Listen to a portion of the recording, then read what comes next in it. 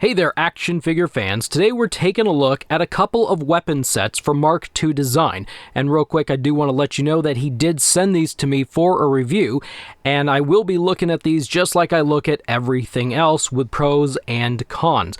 What these are it's simply what they're stated. They are weapon sets for 1/12 scale action figures. So that is like your 6-inch action figures. Today I've brought in a few figures that I will line up here and show you what I'll be testing these with.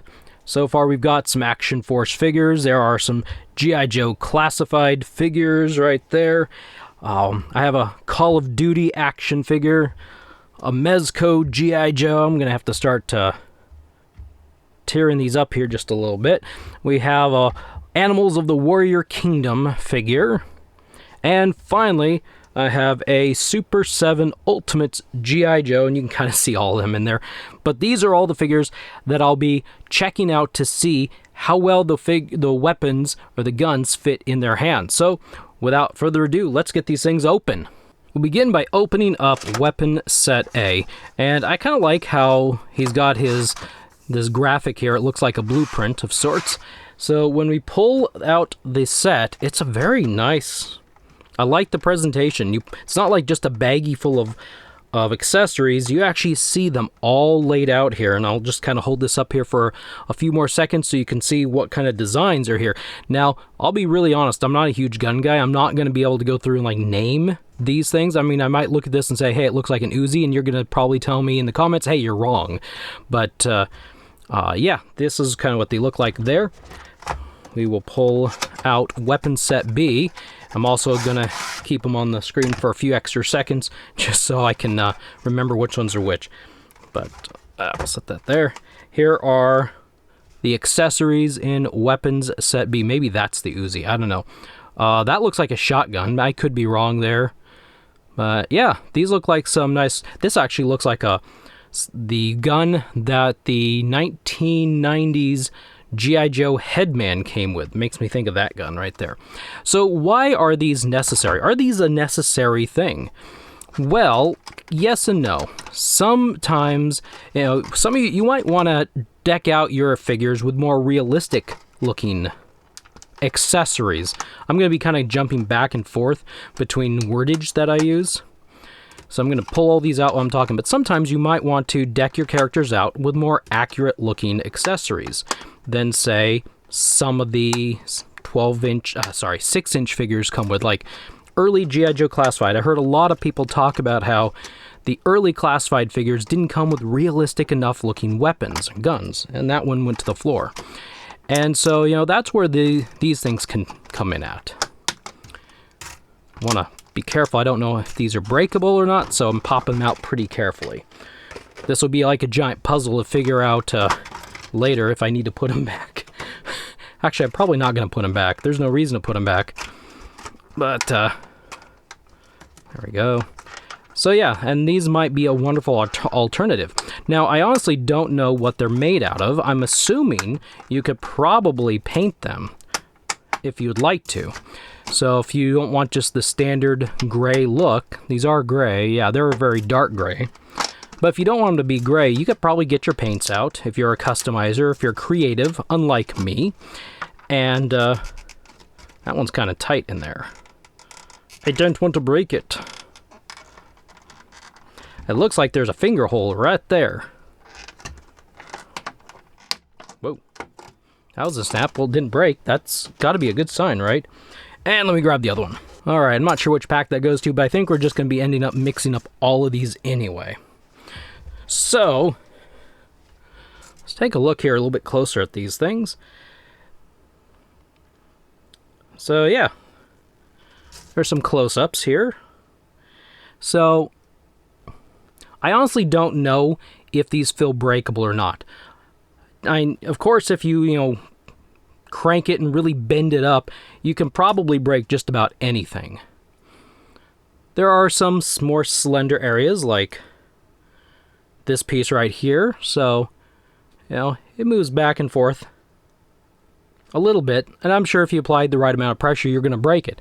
I am not in the habit of purposely trying to break.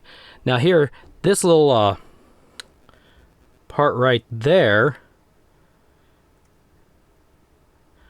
that's a little bendy. Most likely, if you're going to get something like this, you're not going to be playing around with it. You're not going to be taking these in and out of your figure's hands. You're probably going to put them in a hand and then probably put it up on a shelf and display it. And if that's the case, then, you know, these seem like they would work out really well. There we go. And you can see that there is some detail here. You've got little things on here that I wouldn't even think to put, you know. So I'm guessing he has really looked at his source material, because there's little circles, there's little rectangles, I'm going to say all sorts of shapes here. There's all sorts of detail all through some of these. Get this stuff out. You know, you can see that there's lines all through here. There's just little, really little. I don't know how close I can get. How close my camera, but like right in there, some really tiny detail, and it really adds. And so, you know, if you're a good customizer or painter of things, then you probably can make these look really sharp.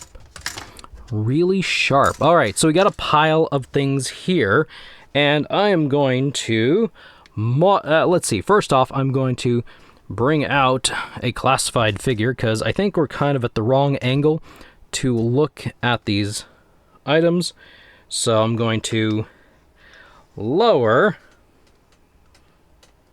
to probably right about there. That looks like a better, more direct shot, and we can see how well he holds something. So let's see, what should we give Shockwave? This looks like something Grunt carried way back in the day. So we're just gonna slide it in. Dealing with however difficult it might be to put it in a G.I. Joe hand. I'm not going to, like, baby it exactly. There we go. Kind of, I think. Yeah, there. So there's a scale. There's a sizing, roughly. You know, I mean, so that's how he looks holding it. So, like, if I were to pose, I would probably tuck it in a little bit like this. Rotate the wrist around a little bit. And I don't know if I'd actually tuck. Some of these fingers on the classified figures are a little bit difficult, so I'm not sure if I would actually try to open up. Yeah, these are pretty tight.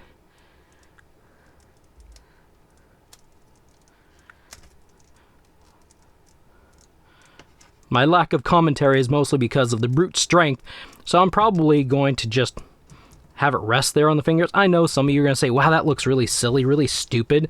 But you know what? Hey, I'm doing that. This is my show. And actually, now I look down at the camera lens, or the camera screen, that does look kind of silly. So I'll kind of tuck his hands up, and there. I mean, that looks almost a little bit better. I think that scale's really pretty good. He holds it pretty good. It wasn't really difficult to get there into his hands. We'll set him off to the side. Let's bring in Blowback from Action Force, and we'll scoot these guns around here. So, Action Force, what should we give him? Where's that shotgun? There we go. Doesn't he look like a shotgun type of fella? Maybe, maybe not. I don't know. Okay, so. Actually, it seems like the shotgun. Probably want to straight arm this while trying to put it in, because of that piece there.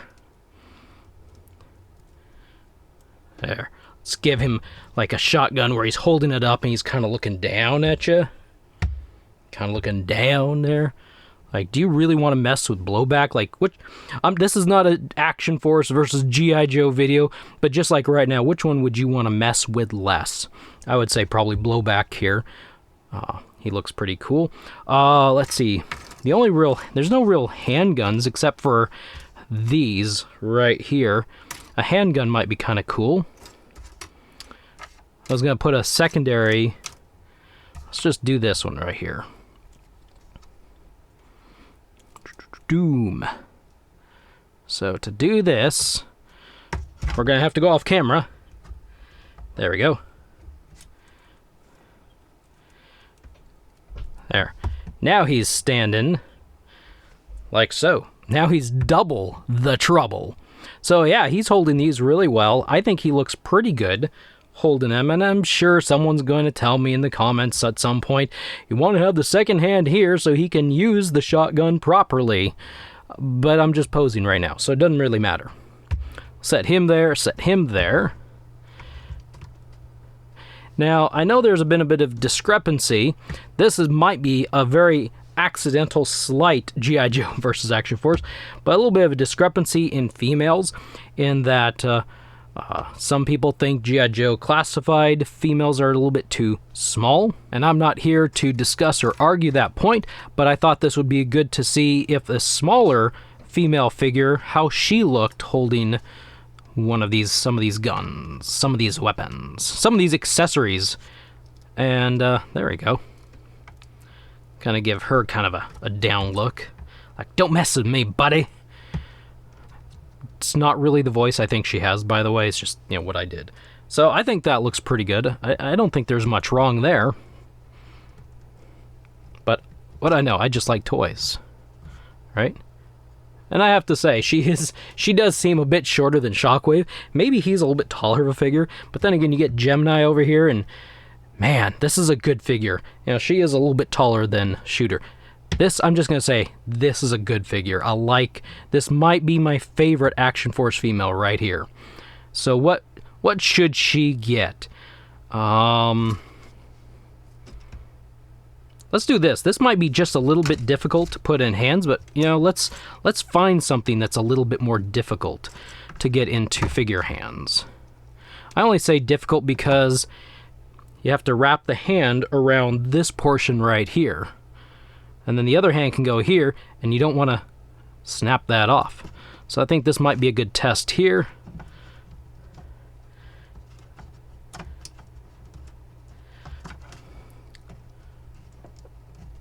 Hey, I did it. Look at that. I did it.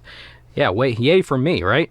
Anyway, come on, Gemini. Let's see how well you hold this. So to get this in the right position, bend her arms up here. And I'm not trying to break these, by the way. I'm not trying to be rough. If I was handling these, like if I was doing this off camera with my own figures, getting ready to display them, I'm handling them the exact same way that I would handle them. Because I wouldn't want to break them off camera, just like I don't want to break them on camera. And that's not me saying that I think they're fragile. They feel sturdy. Like, these thick pieces feel sturdy. I mean, over there, Gemini. I mean, this is a nice thick piece of plastic right there. It's not going to break. What I would be concerned about, and actually, oh, here it is. I did notice this. I don't know how well I can show this to you. Let's see if we can get this focused in. So right here, I'll flip this around, and like right here, do you see that white? So I noticed a stress mark after I just have it laying while it was laying here. I happened to notice a stress mark, and it must be from pulling it out of the package. And so I don't know exactly how fragile these are. I haven't had anything break, and if you're careful with them, they're not going to. But like I said earlier, I'm not in the business of trying to break my stuff. But I would imagine something like this, I mean, if you're going to go and just like push this up against something, it's probably going to snap off. It probably is. These feel like a solid plastic. That's not helpful. I don't know exactly how to describe. They feel like soft plastic. They don't feel like classified bendy weapons for sure. I don't even know if I would say they feel like Action Force weapons. They might feel more like Action Force weapons. In fact, he has one right here. Let's take a look at Blowback's handgun. Get over here. Get back there, man. So let me feel this here. Now, I would say that Action Force weapons feel a little bit more pliable. They're a little bit softer. Maybe these are made different than Series 1, because he's not. He's like, what, SDS 2 or something? This has more of a shiny feel, a slick feel. They feel different than these, that's for sure. And I guess I just better leave it at that. Anyway, so here's Gemini holding what I would say was a little bit more of a complicated gun to get handed. Man, does she not look good holding that thing? I mean, this...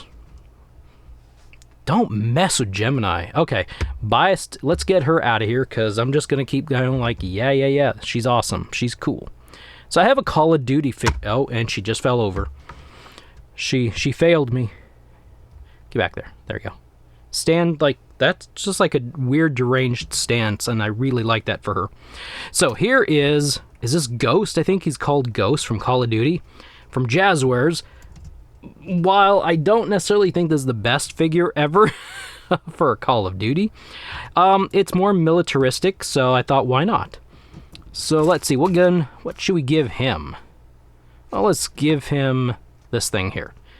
So, well, first off, these are really tight fingers.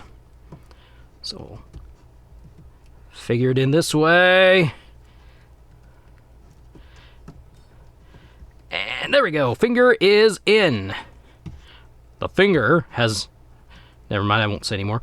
Now, this weapon, this gun, actually, I think looks a little bit big on this figure, and maybe it's just the style of gun. Maybe it would look big on any of the figures. But I think this kind of looks big on him. What are your thoughts on, if you know about these types of accessories, let me know what you think, if it looks big or not. But I could do something like that. And he's ready to listen to the call of duty. That was a horrible, horrible pun. In fact, it's getting actually difficult to get him to stand more and more. So we'll set her there. Set her there. There we go. And one I've been kind of curious about is the Mezco G.I. Joe roadblock. So you can see height-wise, he's pretty comparable to these action figures. He might be just a very smidge taller, but he's really comparable to Classified and Action Force. And I probably should have found and held on to something that was worthy of the roadblock name, but you know, I don't know. Let's do this thing right here. So I love these Mezco guys. Oh wow, I forgot how pliable the fingers are. Oh, that's so nice. Just slides. Oh man, he's probably the easiest one, but he's also the meanest looking one too. And there goes Shooter. So anyway, there is Roadblock holding one of these. I think it looks pretty good in his hands. Oh, I see what happened. She has a weak ankle. I'm sorry, Shooter, you have a weak ankle. And my slope back there doesn't help at all. I don't want to spend half this video trying to get you to stand up, Shooter.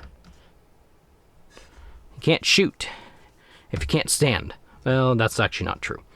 I think he looks really pretty good with this accessory here. I think it fits Mezco really well. Now we've got a small problem. I'm running out of room in the display area. You know, these two look awesome. These are probably... Okay, so just a quick... Shockwave is my favorite G.I. Joe character probably of all time, so I was really excited. But, you know, of all the figures here, I think these two actually probably look the best. All right, so these, as I said earlier, are for 1/12 scale action figures.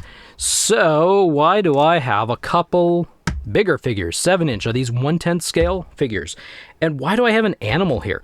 It's like he doesn't even really come with any kind of a trigger finger. So why do I have him here? Well, it's mostly just to kind of show sizing. We'll set Duke off to the side. So this is Vero. I believe it's Vero Atlas. I think that's who this character is. I like him. I think he's pretty cool, actually. I like the colors and so forth. But this is not a review for the Animal Warriors of the Kingdom. So let's give him this thing right here. Shall we?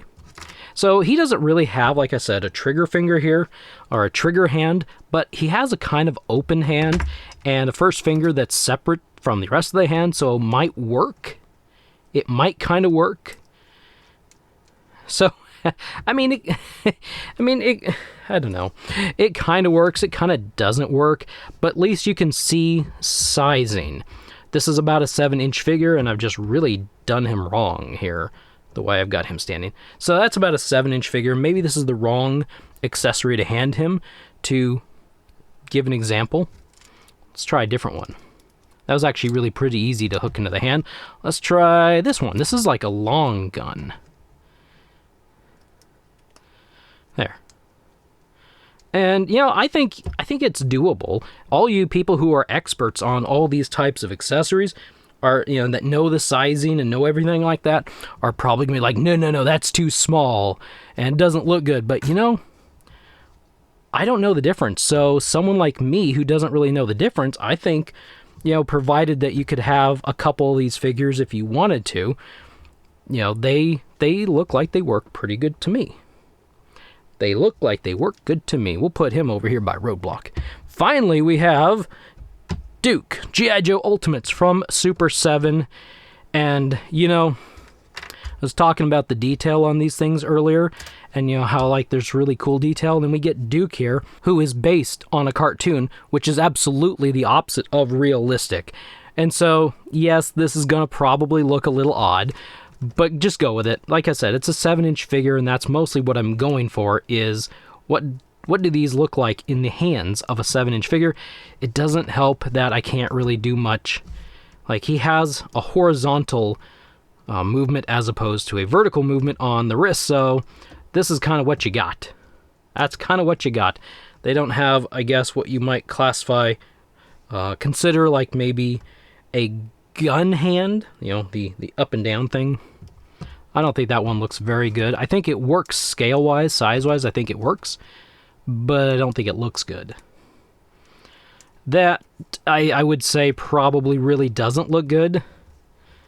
I think this was just a fail, just the mix of styles, you know, the cartoony with the realness, but also the wrist. So I think you're definitely going to need to work with these accessories. I think you're going to need to have what I call a vertical wrist. You know, that up and down. It just, well, I mean, this is actually not horrible. The way he's holding it is kind of weird, but size-wise, I think it might work okay. I mean, come on, get your wrist straight there, man. So, probably 7-inch is like right there on that edge. We'll set him off to the side. We don't need to look at him anymore. He failed us. He's failed us. But, you know, here's a variety. I'll lay out a few of these weapons here. I don't know how well you can actually see them or not. I'll just lay out how many weapons were there, or not were there, but are there. Got 1, 2, 3, 4, 5, 6, 7, 8, 9, 10, 11, 12, 13, 14, 15. There are 8 weapons per pack. So weapon set A has 8, weapon set B has 8, and you get a really cool variety. And just kind of look here and see what you see. I think they look really good in hand. I think overall, even though the weapons feel a little hard, maybe that's it, shiny hard, even though they feel a little bit hard to me, I think for the most part, they feel sturdy. There might be these smaller pieces, like right here, that might feel just a little like you want to be careful with them. But as I said, if you're just going to take these, put them on in your figure's hands, and put them on a shelf, then they should be fine. Now, if the figure in question is holding one of these, and it's got maybe a tip that's very thin, like Shockwave's barrel over here, let's see, you can't see Vero Atlas, but something like this. If this guy were to fall off a shelf and it landed gun first, there's a strong possibility that this tip or this end breaks and snaps right off. If you've got more of a weapon over here like Gemini has, then probably you're going to be okay. If she falls off gun first, this is probably going to survive just because of the thickness of plastic. But anything that has, you know, these types of things right here that are kind of flimsy, if they fall off a shelf, I think they will break. I like them. I think they're good. As I've said before, if you're a customizer, if you're a painter, then I think you would be quite happy painting these things up, you know, getting some pictures. If you don't know what they look like, paint them up. I think you can make them look really good. That's not me, so I would be using these simply as a grayscale weapon, but, you know, I'm used to that. G.I. Joe and a lot of other action figure lines, you don't usually get a lot of paint apps. You get some sometimes, but you don't usually get like a lot of paint apps. So I'm pretty used to these single colored accessories, and they don't bother me all that much. But here's a quick final look of all these different characters: the Mezco G.I. Joe, Action Force male and female, Classified male and female, and even a Call of Duty figure that probably most of you don't have. Anyway, for $13, you get a set of 8 accessories in Weapon Set B and A. If you'd like them, head over to mark2toys.com. I'll throw the link up on the screen as well in the description and the pinned comment. I think for $13 and 8 weapons, I think this is actually pretty good. I mean, you can divide that out and you can do all the math you want. It's a couple bucks probably per weapon, and maybe to somebody that's like a lot of money, but I don't know how highly produced these are. So I think for what these are and for where they come from, it's a small business.